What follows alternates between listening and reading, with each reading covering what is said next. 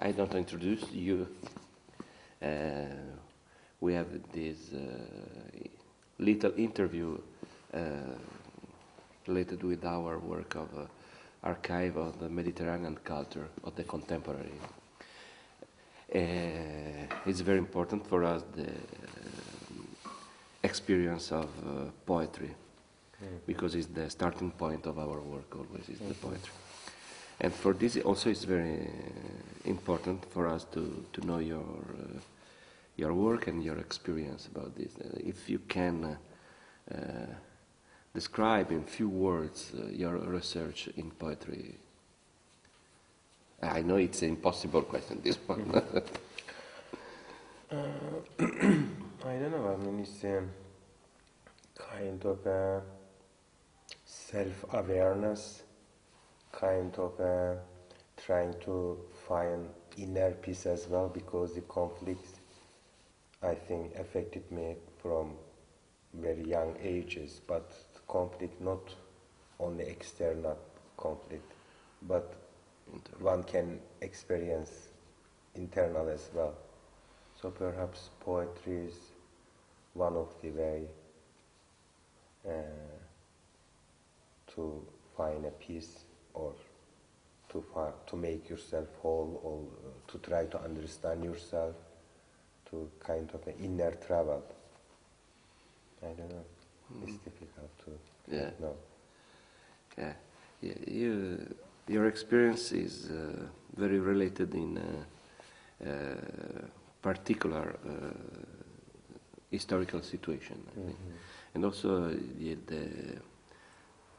the language that you choose for your poetry is, I think, is a very important level of the knowledge of the conflict that you have also, and in the same time the effort, very important, I think, to describe the complexity of the life, of the history in which you live. And what can you say about your mother language, for example, and the choice of your language?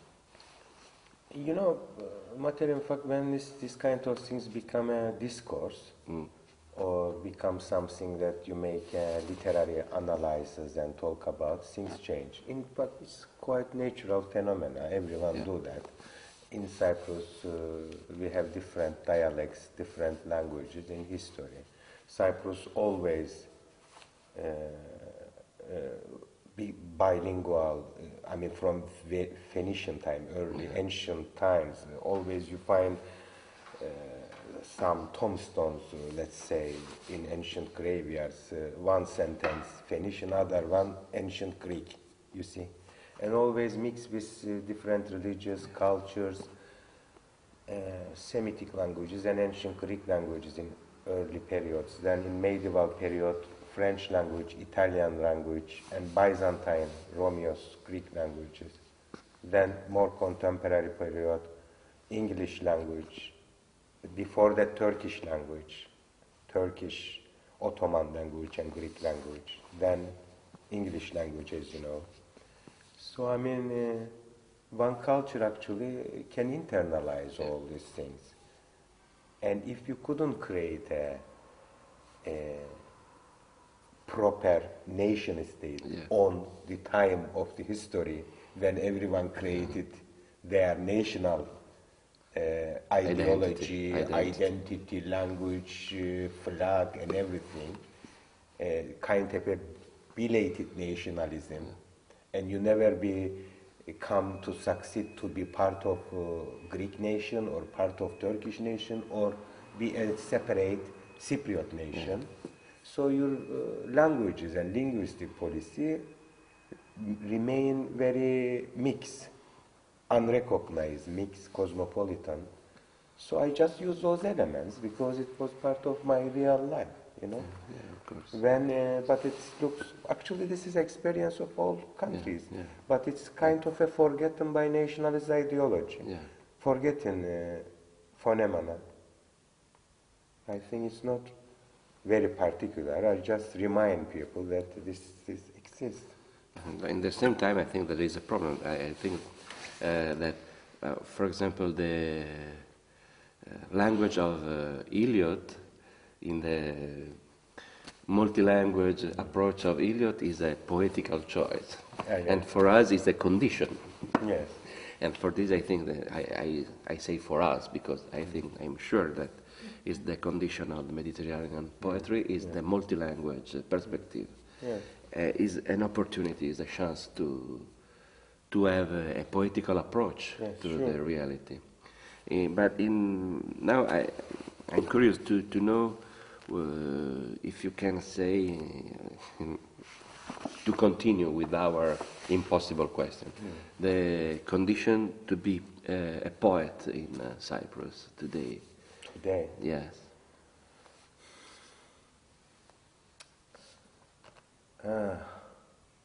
You know, Cyprus is a very small country, not because of conflicts. This is conflicts, and poetry and literature is another thing. But imagine that everything fine. Imagine that Cyprus is in the Baltic Sea, very close to the North Pole. So no one dare to go to fight for. So and people live in peace forever in the frozen island.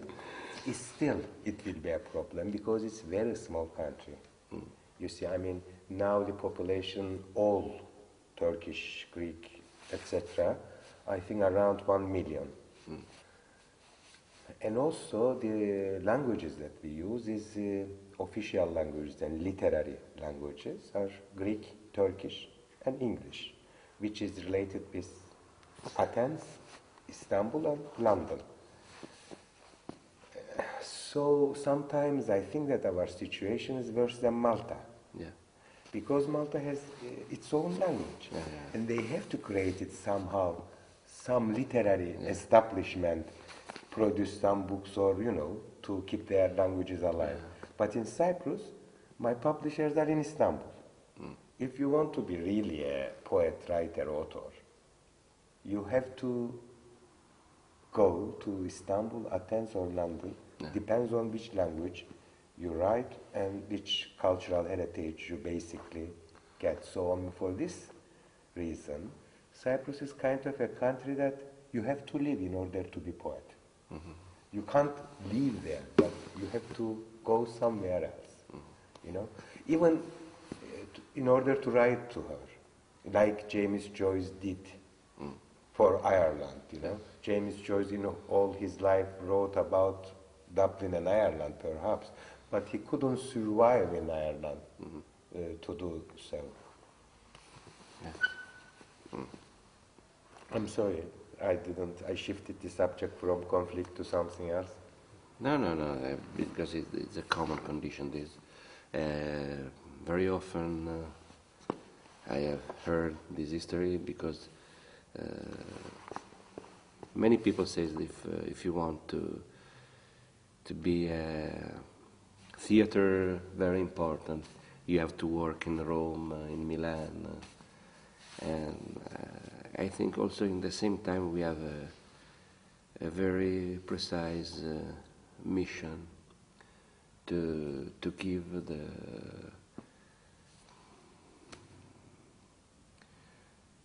the tools also to imagine a different kind of way of life. Yes, also. For example, I did lots of things in Cyprus which I shouldn't. It was not my benefit.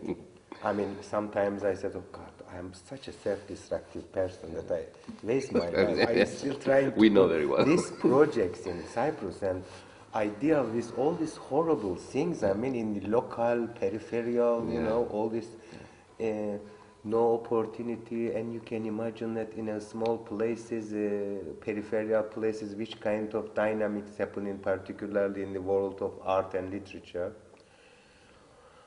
But I always put my one foot in Cyprus. I have a place there. I spent always some longer periods in Cyprus. I always join some projects related with Cyprus because somehow it is the core of your creativity.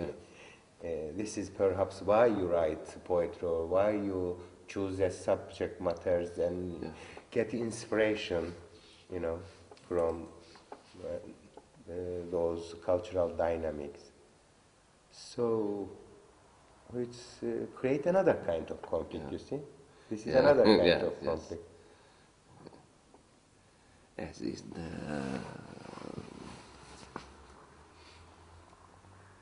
I think this level of the conflict more dangerous also. What do you mean? Because I think in this, for example, when you say about what you say about Malta, for example, we have worked also in Malta or in Albania, also in Jordan and Syria. Oh, also, we have worked about some classical tragedy like Persians or Trojan women. We haven't found the translation from ancient Greek to Albanian, or from ancient Greek to Maltese, but we find the translation from English to Albanian. This is the very important problem. We have lost something, a relation very precise. And because it's like we are building a new library, very strange in this way. Yeah, I mean, particularly if you think that closeness of Albanians and Greeks, you are surprised at how it comes that. I mean, it's not somewhere in Albania that very far geographically or culturally from Greece. But this is cultural discourses, I believe. I mean, existing cultural discourses in Europe, post-colonial and also north-south dynamics, you know. I want to know what's your research now. What are you working on in this period?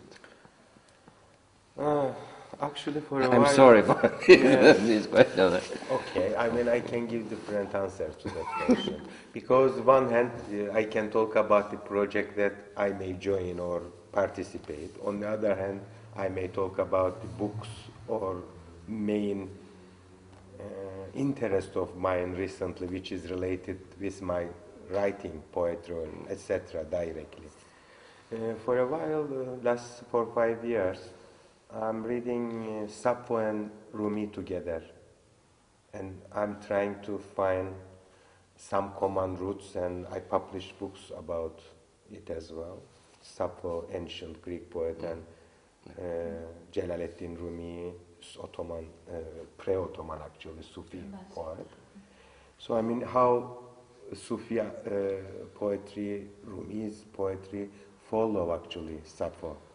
And in discourses, it's represent, Sappho represent the main heritage of Western poetry, and Rumi represents Eastern poetry, which is completely wrong.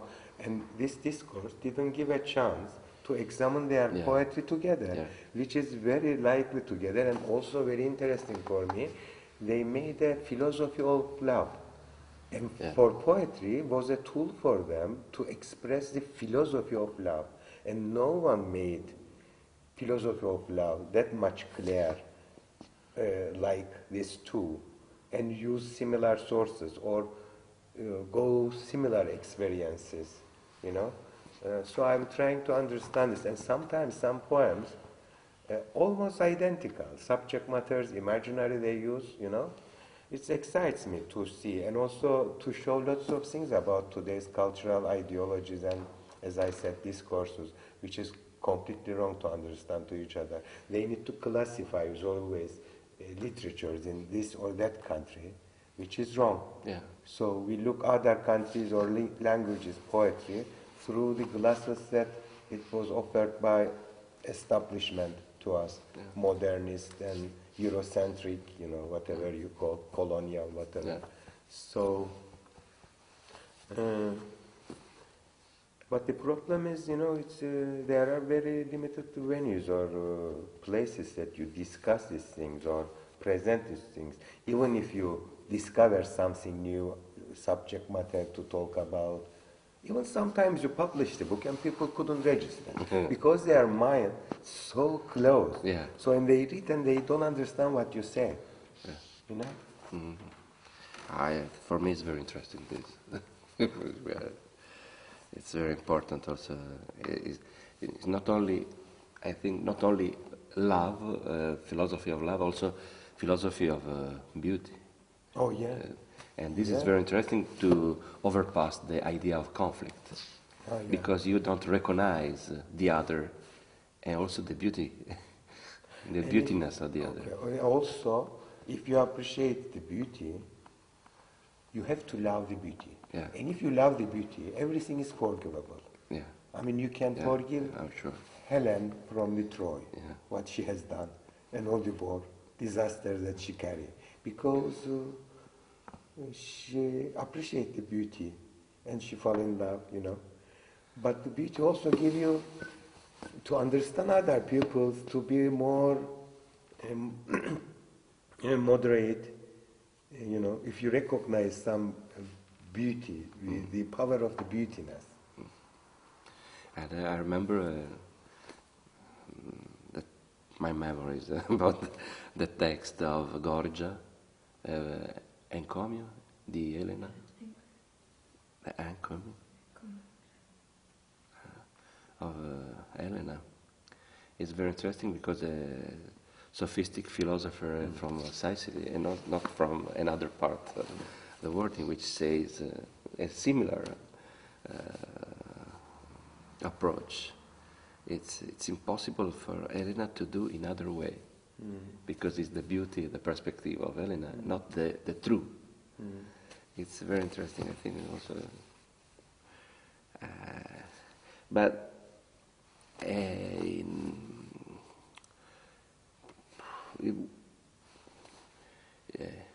also in Italy there are many different panorama of situation of literature.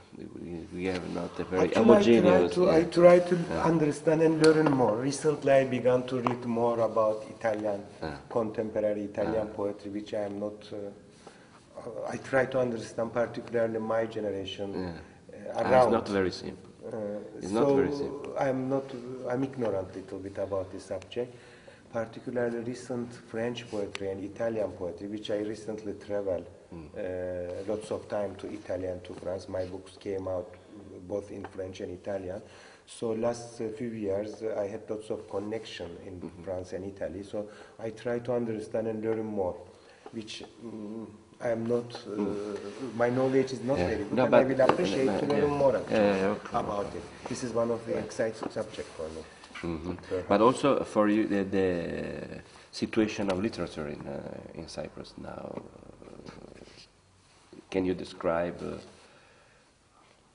We shifted from Italy to Cyprus. Okay. Because I would like to know what is the situation in Cyprus also in the same time. If you want to have an interview, I give you an interview about it. Okay, I can try to. That I want. I want to have that. Okay, in Cyprus, as I said previously, we have in 3 languages literature. We have a very good writers, poets as well, actually. But poetry is strong in Cyprus. The problem is there is no, perhaps is it advantage or disadvantage? It's a question.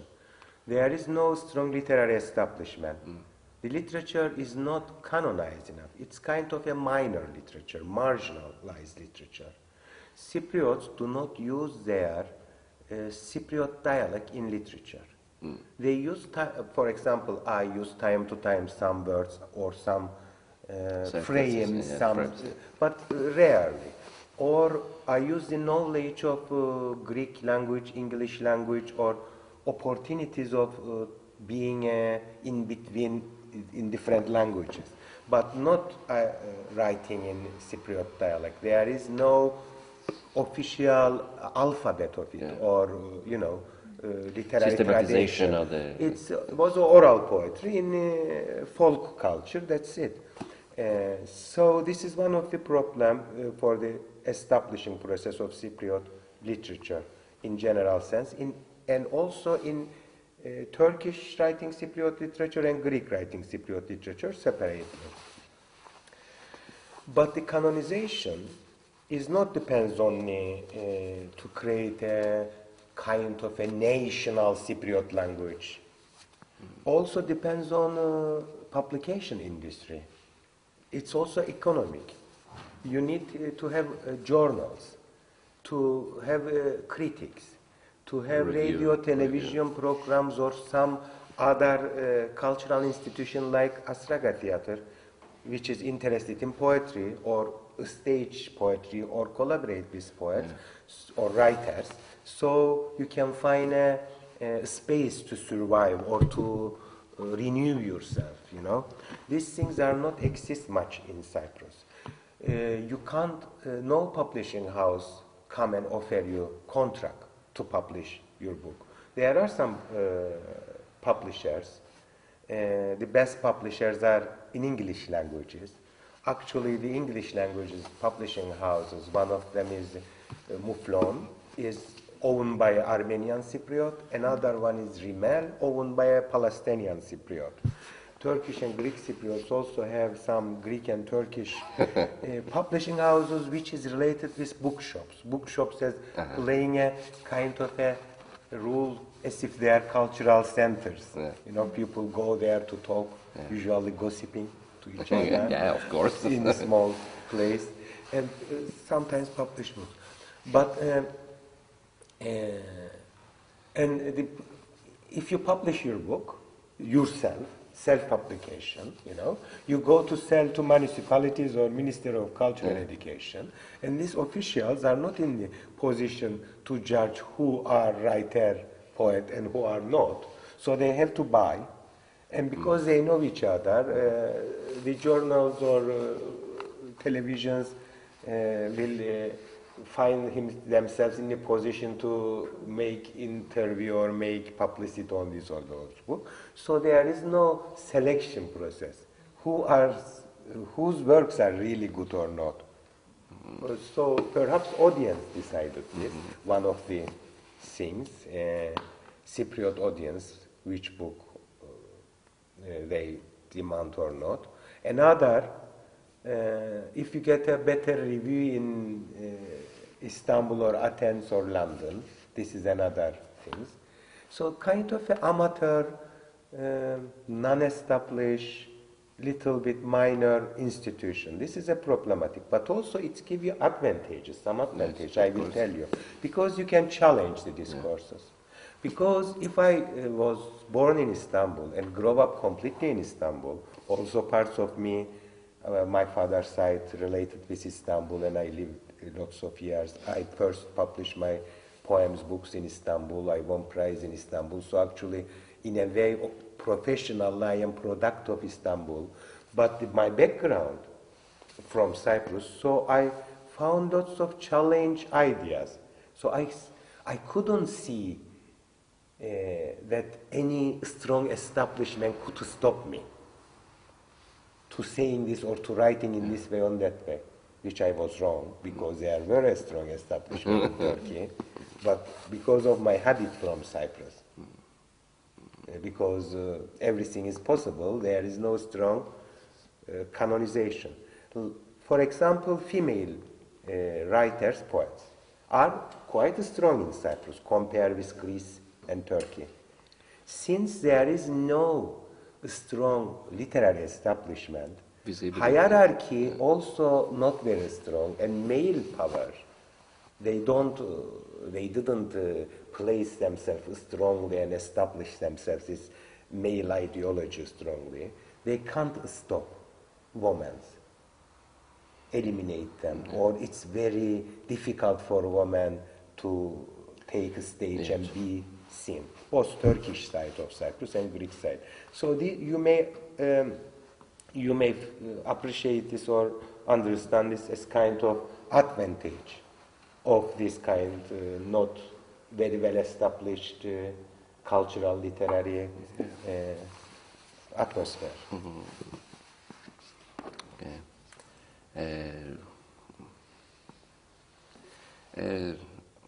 In the same time, I would like to know what is the idea of Italian literature, contemporary Italian literature in Cyprus now.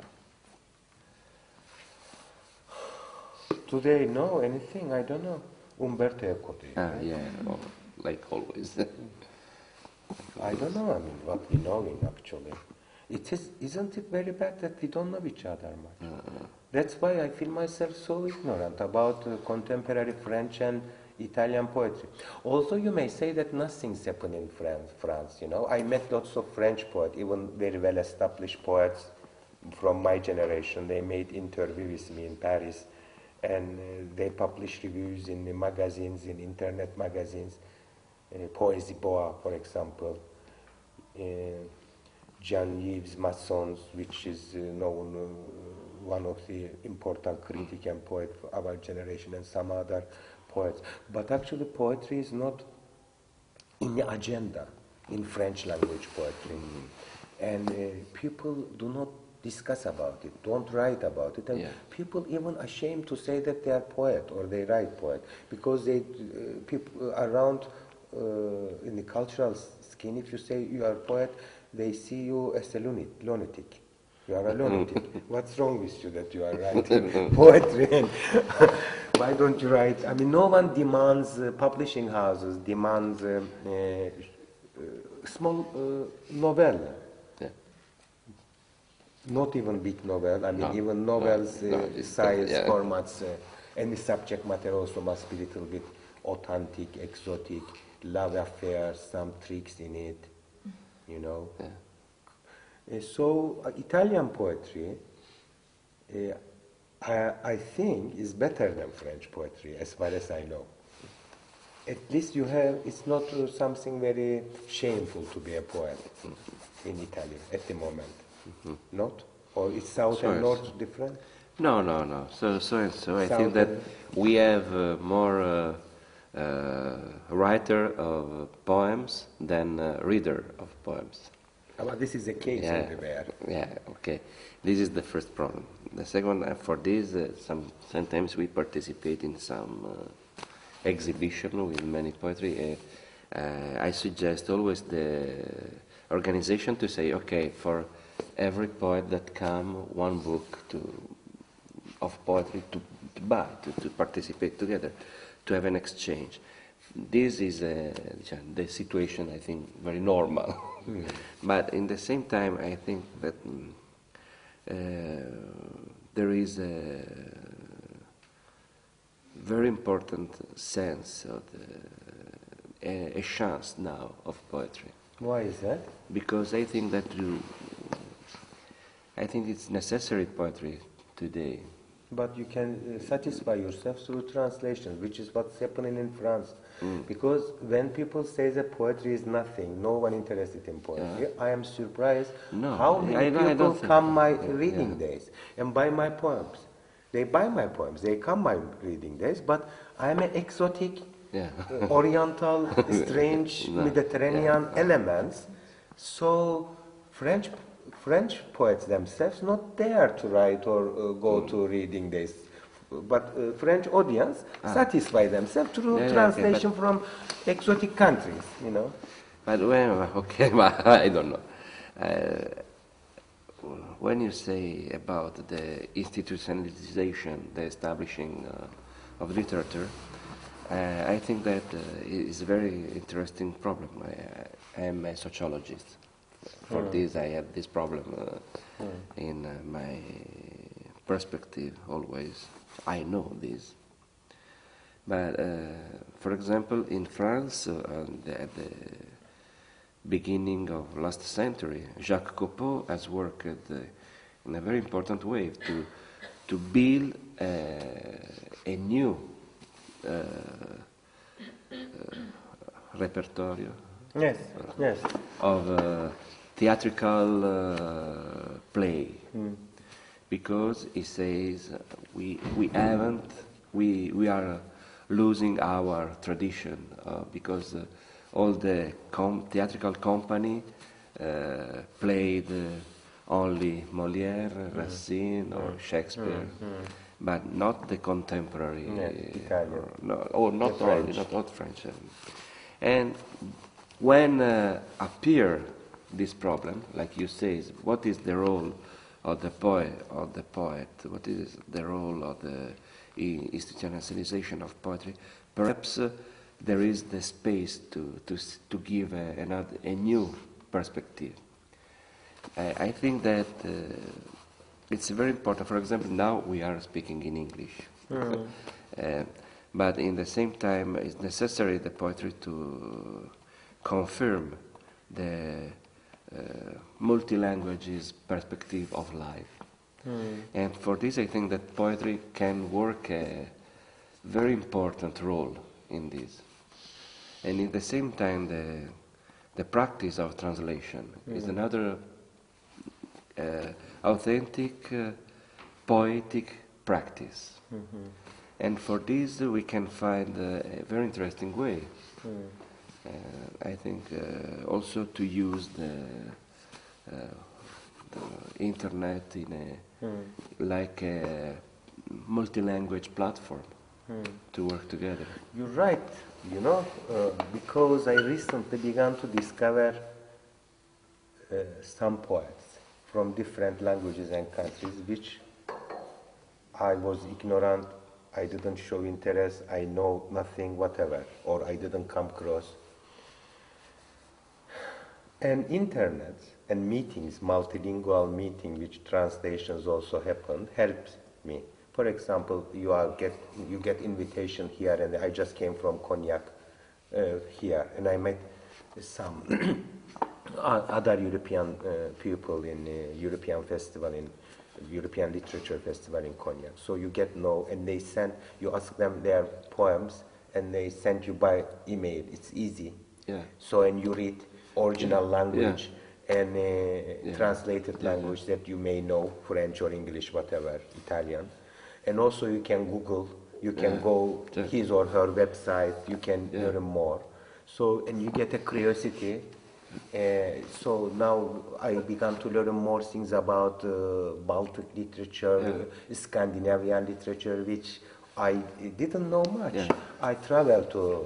In the same time, with the opportunity to listen the sound of the poetry. Exactly. Not only the text. Yes. This is the frontier, the border, very interesting. The transborder action of the poetry is useful than other literary texts for this. Because you can feel a certain language very intense way through poetry. And it's short, intense, and then you also understand what it is. Because in your own language, you listen the translation. Yeah, I mean, there is a new dynamics. Which I am not sure if I personally capable or really understand this technology, internet, if I really fully understand or respond or working accordingly. I think this is a problem. I need perhaps all my generation people intense course first about this rapid changing. But in the same time, we confirm, because we are in a theater, the importance of the body, of the concrete body. Now the net is a tool in which to promote the concrete meeting of the people with the body, with the sound, with the concrete presence of both sides. So this, I think, is very interesting. But I want to come back about Sappho and Rumi. Well, sorry, Yes, I'm sir. curious about this. Because I think it's very interesting. For example, I have some questions about this, but Sappho, what in which language you know it, and because Lesbo is an island, is a Greek island, is a Turkish place. But what is the language of Sappho that you? You know, Sappho's dialect is actually Eastern dialect. Yeah. Sappho's dialect was not established ancient Greek dialect. Eleo dialect, which is considered as Eastern Greek dialect, and the first time when they found Sappho's writing text, it was in Alexandria, Yeah. Egypt. Yeah. So I mean, Sappho wrote in Eastern Greek, and they recorded in ancient Alexandrian Greek. So actually, basically, Sappho's language is this, ancient, of course. Lesbos is very strange island because in Ottoman time, it's also known as Midilli, Mytilene. But you know, it was a fashion in part of nationalism process. Mytilene, although it was Greek, but Rumi Greek, you know, which they call themselves Romeos. Yeah. And Turks call themselves Rumi. That's why Rumi's name is Rumi. Yeah. Because there were no Turk or Greek, but Muslims in those regions call themselves Rumi, and Christians in that region call themselves Romeos. Actually, same people, which means comes from Eastern Rome. They consider their identity Eastern Roman identity. Yeah. Anyway, it's barracks. Then Sappho, Lesbos play important cultural role also in Ottoman period. Yeah. And lots of Turkish population used to live there, or is Turkish-speaking population. Lots of conversions happen so far. But it is interesting that translation from Sappho, they translate it from English or French as if it is kind of a essential poet, ancient poet, like from Japan, that we have to know. Yeah, like you have to know haiku. Yeah. So Yes, it's very. it's kind of a cultural knowledge that you have to know haiku. So you have to know Sappho, but it's nothing to do with us. Yeah. But most probably, lots of descendants of Sappho became Turkish Yeah. on this island. I mean, I'm speculating. Or it's very close. Yeah. And these traditions, poetic traditions, passed to Turkey in another forum. The poems that he wrote, the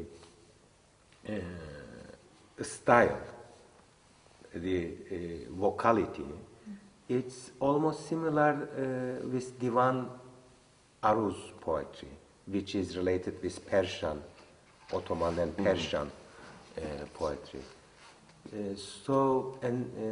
Lots of metaphors, imaginary that she used, because of geography, similar experiences, so forth. You can find in a Turkish anonymous folk poet, oral poet, poems or some other. Semitic tradition as well. Sorry? In Semitic tradition as well. What do you mean? In Semitic tradition as well, like ancient Hebrew literature, you can find many similarities. Yes, sure, in that region. Yes. Sappho, this is a problematic. I thought about it first. Why Sappho received like that? There is a discourse in Turkey called Anatolianism, kind of a so-called progressive Turkish nationalism, which they try to integrate all Asia Minor's culture, including Greek, as a part of Turkishness, contemporary Turkishness, and they accepted Homeros and some ancient Greek writers as Anatolian. So I mean, Troy is Turkish. So I mean, Trojans. They support Trojans, for example. You know, like Atatürk says after the First World War, then when they defeat Greeks, oh, Troy won the war. You see, this concept is exist, but is still in this concept. Sappho has no place. So I thought about it. Perhaps Sappho has a secondary position in Western literary discourse. Very recently, and related with feminist studies or lesbian, they began to make search. So I mean, even those clique in Turkey, literary clique, took Homeros, accepted Homeros as so-called Turkish, our citizen Homeros, you know, but not Sappho. Why is that? Because it's secondary in a Western culture, so they don't want to take it, or because she was a woman or lesbian. Yes. So what was Of it? course, You know what I mean? Yeah. So I mean, this is kind of interesting. Yeah. But there is no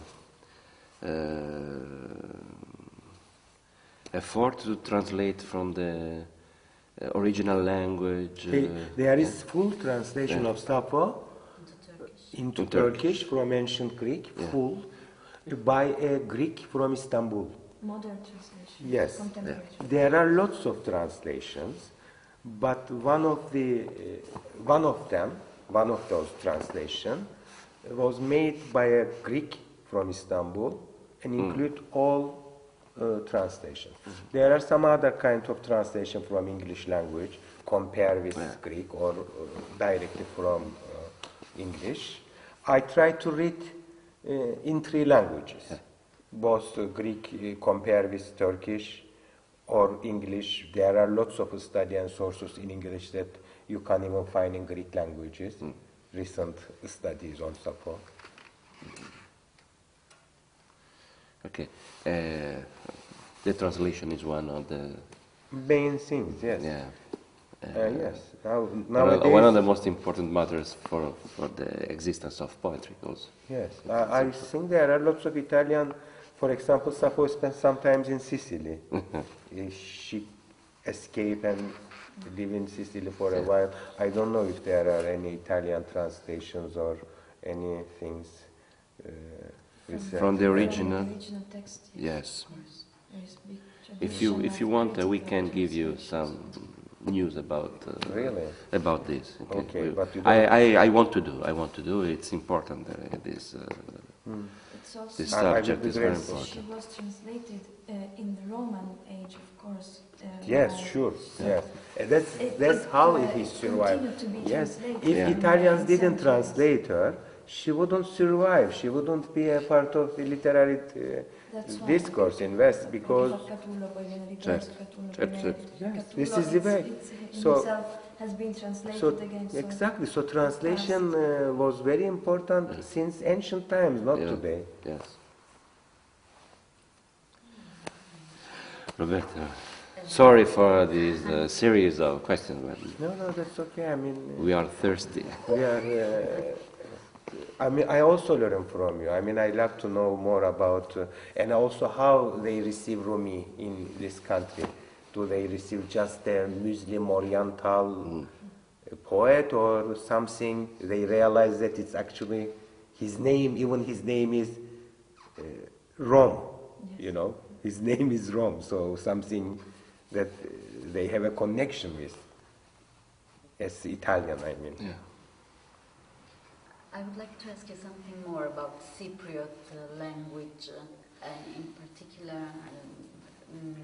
your relation to Cypriot language, and also if Cypriot language is a mixing of Turkish and Greek languages into something completely different. I mean, was it a common language for Turks and Greeks? No, it's not. We call it Kipriaga. Kipriaga is a mostly ancient dialect mixed with ancient dialect of Greek languages. Basically, it is a Greek language. Greek language, but this Greek language has changed under the influence of Latin languages, particularly Italian, and Turkish language. You can find French, Ottoman Turkish, yeah, and you can find French words, Italian words, Arabic words, Turkish words in it. But not only dictionary, it's sometimes also syntax, way of saying, the grammatical structure change. And also they have some more sounds, letters in their alphabet, in Cypriot alphabet. For example, Che from Italian, She from Turkish, which does not exist in mainland Greek languages. So this is the language what we call Cypriot. It's mostly oral languages. This language sometimes shared by Turkish Cypriots and Greek Cypriots in villages, remote places, but not in the big cities, particularly in Nicosia, the capital city, which produce the main ideologies as well of the country through the publication, you know. It is kind of oral peasant languages, you know. Because in one of your poems I could read that English, you say in a moment that you used English to communicate with the Greeks. And was English a language of communication? Yes, you know, there is a Turkish Cypriot dialect of Cyprus as well, which is also like Greek Cypriot dialect, mixed with Italian and Greek. But it's Turkish language. This poem which you mentioned, it's experiences after the conflict and war. Before the conflict and war, people speak each other's languages, Greek, Turkish. Depends where you are. If you are in countryside, remote places, always Greek language dominated. But in capital city Nicosia, Turkish language dominated because Turks were ruler. And ruling language, written language in the state's office was Ottoman Turkish. So usually Greek neighbors, our Greek neighbors in Nicosia, used to speak Greek, while my family couldn't speak properly Greek.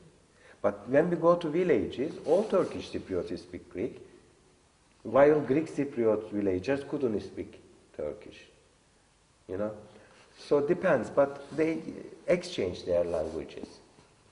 And we have a strong poetry tradition, which we call çatizmada. Çatizmada means çatışma, Turkish root çatışma, and çatışma means conflict. Conflicting, the most important folk poetry in Cyprus called conflicting. Çatizmada or çatışma means you say very short oral poems challenged to other side. And it is a kind of a structure, some words, some usual symbols, metaphors always there, but you also have to make your own creative contribution with the help of these standard words, like ancient Greek actually, and ancient folk poems, all oral folk poems you can find, because you have to remember some structures and some metaphors. In Italian there is the tradition of contrast. It's Contrast, yes. It's almost Contrast, same. the name is Also contrast. in Arabic poetry tradition, there is many forms very similar to that. So I mean, you in this çatizmada or çatışma poem, you can find it two pidarides, which we call aşık, folk poet, pidarides.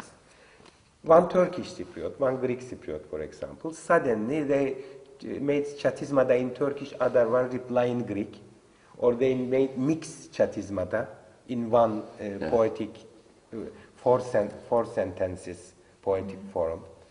There are lots of discussion about the roots of Çatizmada poetry.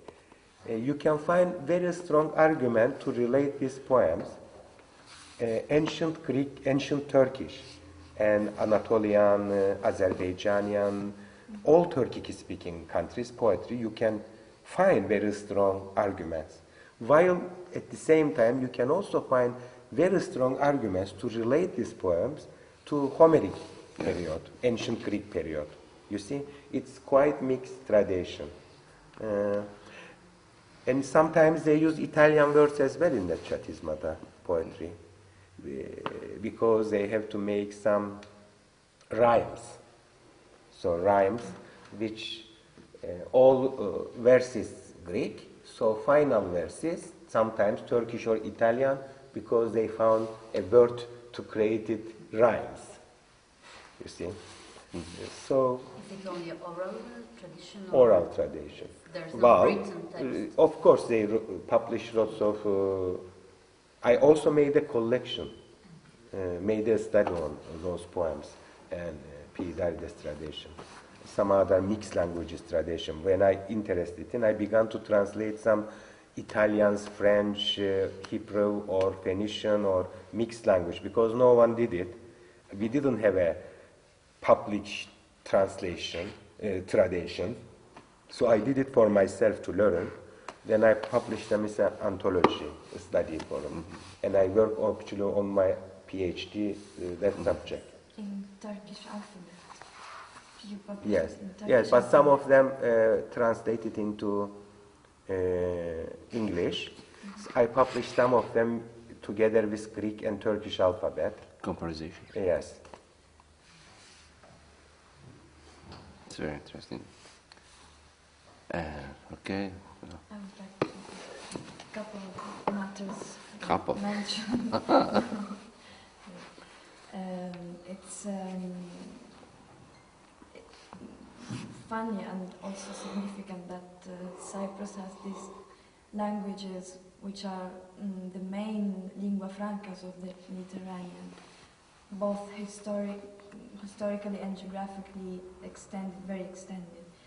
And also, for my point of view, because I'm an Arabic speaker as well, to recognize Turkish as a lingua franca, language of the colonizer as well, ancient colonizer, not only Actually. contemporary conflict linked situation. So also the sense of province that you mentioned before, living in a province of a native mother language speaking land. So how to deal, how you experience this farness from the language, the official language. I don't know if it's clear. You know, I mean, I also say, and some people also make comments on my work. Actually, I am multilingual in Turkish now, or Cypriots multilingual in Greek. We speak Greeks, we speak Turkish. Yeah. I mean, now, because media, television, radio from mainland Turkey, the language in Cyprus also changed. Language is not something static, that you have a local dialect and this local dialect, full stop, never change, remain there. Our way of speaking, since my childhood, way of speaking, dictionary continuously change, I'm not sure if we are really far away from Athens or Istanbul anymore. They are not. First of all, we carry it inside of us through nationalism, through educational system in Cypriot schools. We made children to speak like mainland Greek person or mainland Turkish person. And then media, television, radio, books, publication, which we read, follow, etc., made us to follow it. So, but of course I understand your question. There is a dynamic, there is a strange dynamic. But perhaps we should see the positive aspects, advantages of this dynamic. So it gave us some opportunity to think differently from established mainland languages, to create differently.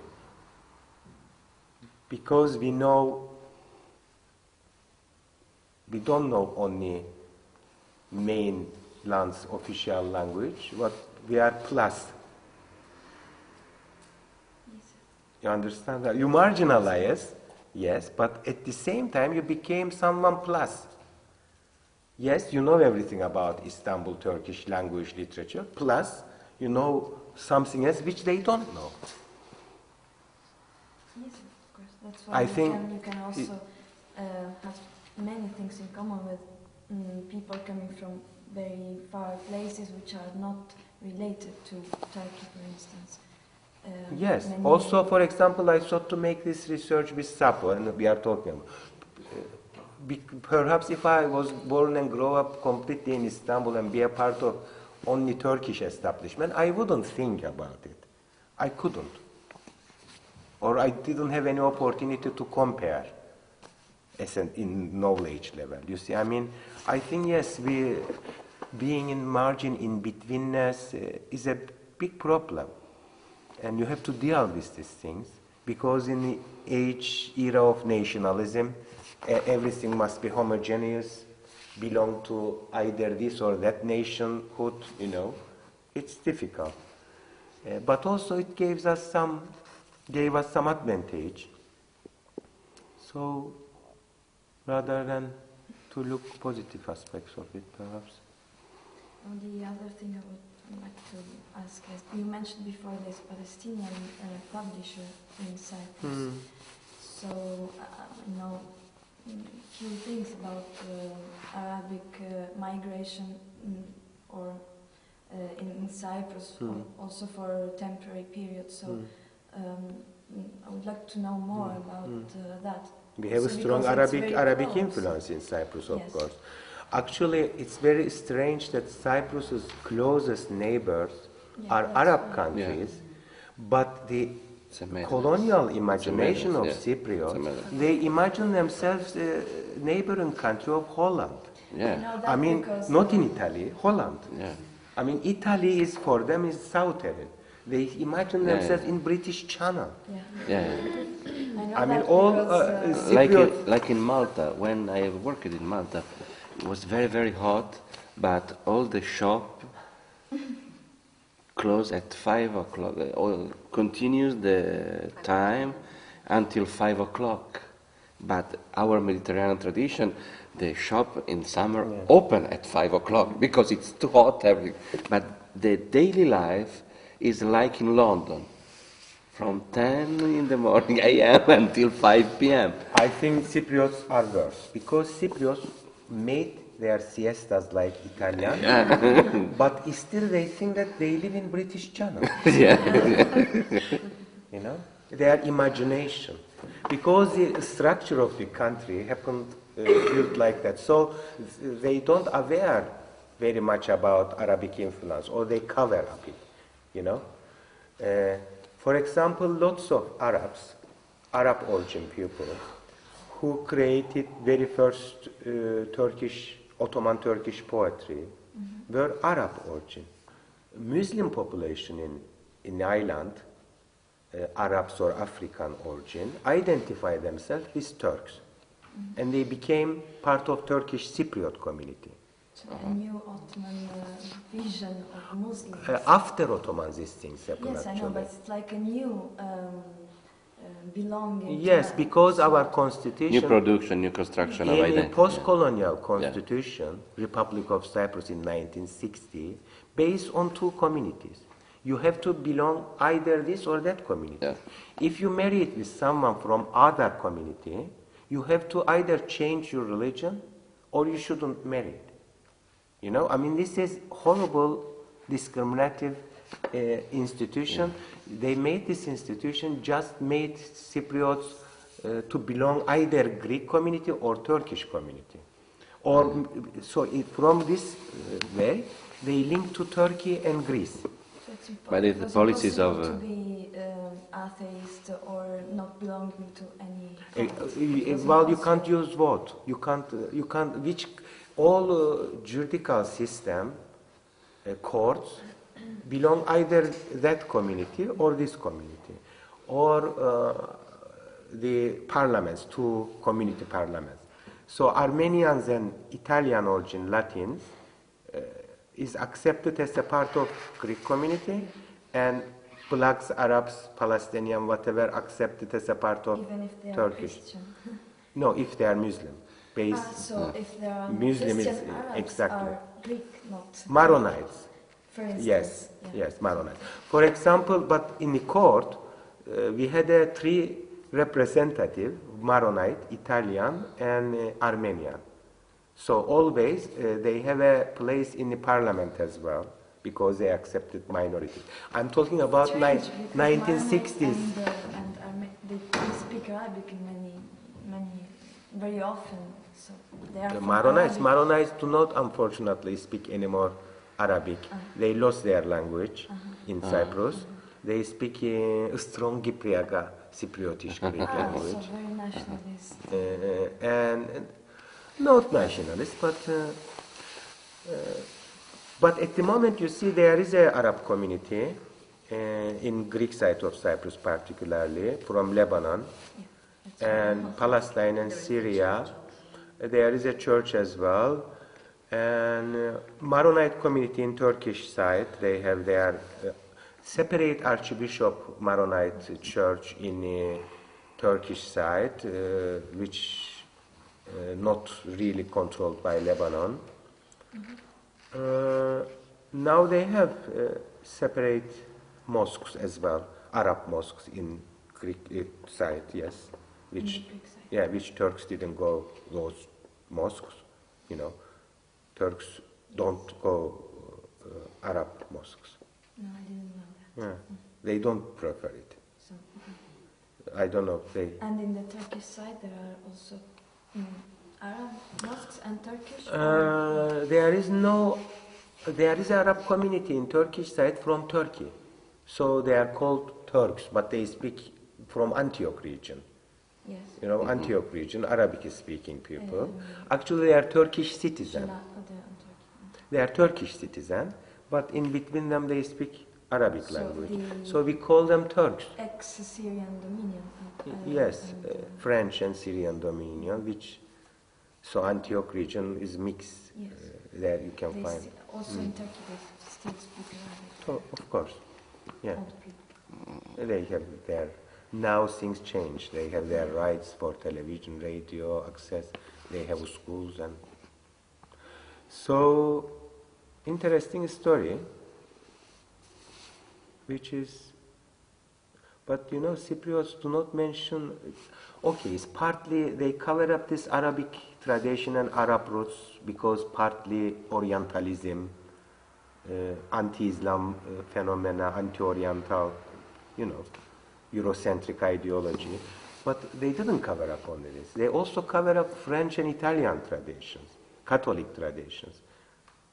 Because Greek and Turkish nationalism didn't give much room for Cypriots to discover their other roots, cultures, languages. Unfortunately, for a long time. Do you read in Italian? No, unfortunately. No, because I'm thinking about a very important book for us. Is Against Identity. It's very interesting because it's the invention of the bureaucratic differentiation of separation is the base of the conflict sometimes. It's the colonialism tool to construct a separation and to govern, like the famous Latin sentence, Dividi et impera. Yeah. Right. In the, Which happened in Cyprus. no, also always the separation of the identity is a very powerful, very mighty construction of something. And it's very interesting, this book is related with Hobsbawm studies of invention of tradition. The invention of tradition. I can find English translation. Yes, of course. Hobsbawm is very important. The invention of tradition is very interesting because it's developed about the African elements. Because what we say it's the tradition is the construction of the colonialism. Modern nation state, exactly. So I mean that's why I did all these translations and work, to show that actually we have some other tradition. Because, for example, there is a strong Italian sonnet tradition in Cyprus, patriarchal poetry, and some of poems from medieval times you can find in Venice Museum, Marciani Museum, Marciani Museum. If you read Greek, this is the only piece which you can find in a Greek Cypriot poetry anthology from an Italian origin Cypriot, written by Italian Cypriot. Because this Italian Cypriot wrote this sonnet in Gypriaga, Greek Cypriot dialect. While that period, Orthodox Church language dominate Greek writing, poetry in Cyprus, only French and Italian origin Cypriots use daily Greek languages in written form. And first prose written also by French Cypriot before Italians. But what is this anthology? How introduce this?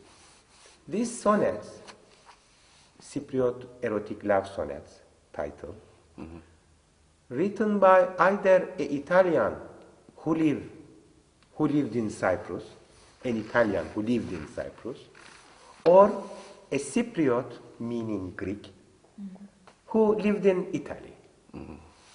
You see, I mean, but when you read these poems, this writer called my home, my country, he dedicated lots of poems to a town in Cyprus. He described as his homeland, you know, in his sonnets, he fell in love, a girl from there, so forth. But still for the Greek language literary establishment in Cyprus, this man cannot be Cypriot, an Italian who lived in Cyprus, but not Cypriot. You see? So I mean, he has no place in Cypriot poetry anthology. Or someone Arab or whatever, define it Arab who live in Cyprus, not Arab Cypriot. So I mean, when you find a tradition, must be Greek Orthodox. Otherwise, it's not. It's not exist. If it's Catholic, for example, I translated lots of Catholic hymns by French period, Lusignan period. You can't find these poems any Cypriot anthology. I asked one of my poet friend, Greek Cypriot, who also open-minded and working for Minister of Culture, said, "Oh, he's very open-minded, progressive person, you know. But even his mind is, you know." He said, "Oh, we use these poems in Canada. We brought a whole orchestra and perform and publish with French originals, and also we arrange a concert in Brussels, Belgium, and so forth." I said, "Okay, where are these publications? If you are aware of these poems and importance of it, why you didn't never put it in Cypriot poetry anthology or introduce as a..." No, because it's not Cypriot. They use it only to make a connection with Western Europeans and French-speaking people, you know, to show them, okay, we are also Europeans. But that's it. Okay, we have common source, but these sources are written by French who used to live in Cyprus. I mean, this is also polite definition. French who live as an occupier in Cyprus, as a colonial in Cyprus. You know, Italian who killed Cypriots, you know, Catholic Church. So I mean, this is completely reinvention of tradition. Yeah. So you ignore part of your poetry as if nothing's happened. No Latin poetry, no French, Italian Catholic poetry in medieval time. Everything's Byzantine. That's it. And in ancient time, I also found working like archaeologists and transfer some poems on tombstones, Phoenician writing poems, into poetry form. And I published them. And Cypriot poetry tradition, ancient time, in officially, began with 7th BC, ED. You know, BC of course, BC. And then, when I published these poems, tradition moved to 9 BC. Phoenician poems were exist before Greek poems and Hebrew poems in Cyprus. But you can't find those poems because everything must begin Byzantinian, with ancient Greek. Oh. So if it's not ancient Greek, it's a kind of a anomaly, not literary, really literary sources, representative sources of country's identity, country's literature. 2 years ago we were in Albania, in which we have worked about a debate about the national identity in Albania. What is the tradition of Albania? And many writers say, okay, the identity of Albania is Christianity.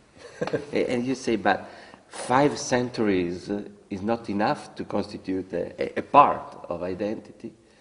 They say no, because They have lots of millions of Muslim yes, Albanians. but it's a madness And to they say have many Turkish words. In no, the Oh yeah, yesterday an Albanian came and he said to me 3,000 Turkish words I counted. Yeah. Yesterday in Yeah. signing the Albanian 3,000 words he counted in Albanian dictionary from Turkish. Yes, Yes, the sound was very the sound is very similar. Albanian. I felt it also. Yes. But I was speaking about lingua franca because I can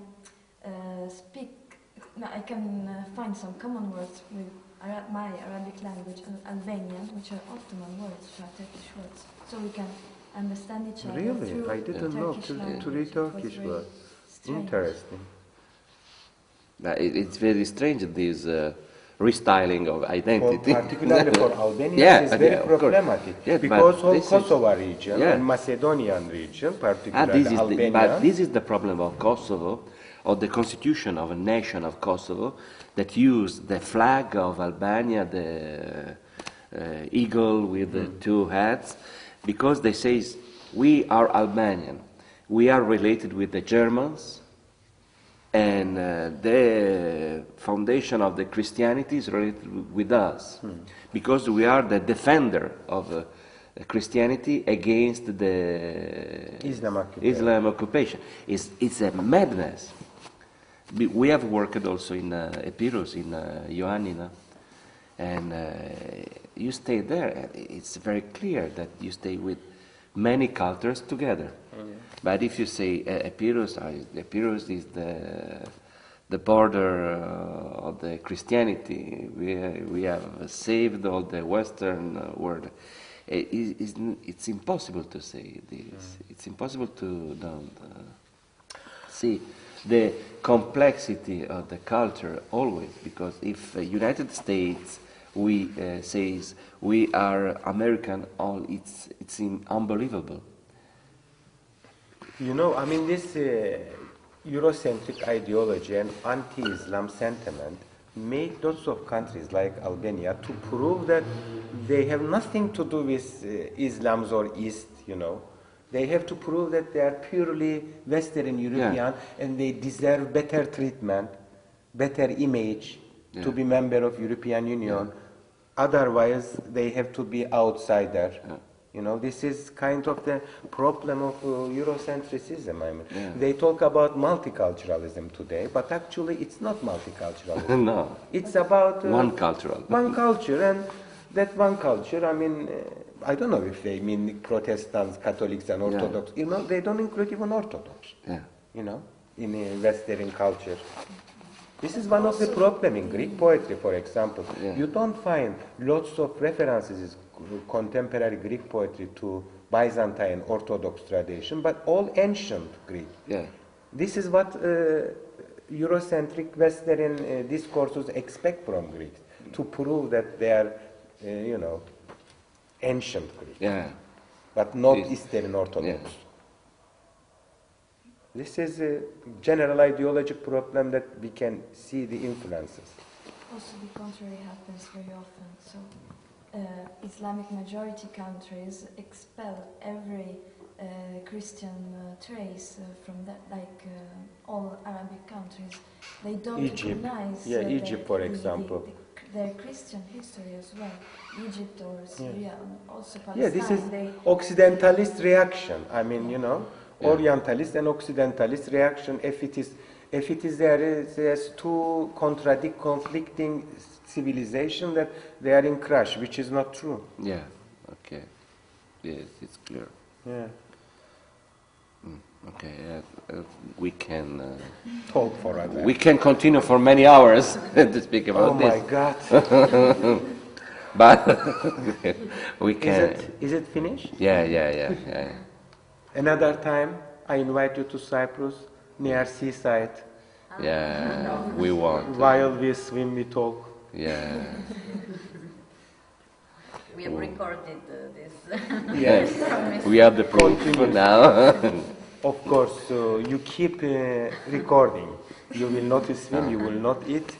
We will when we will come in Cyprus. Few weeks before, we will send you this part of the interview to remember to you. Okay. Remind that. Okay. All right. Okay. We can go to.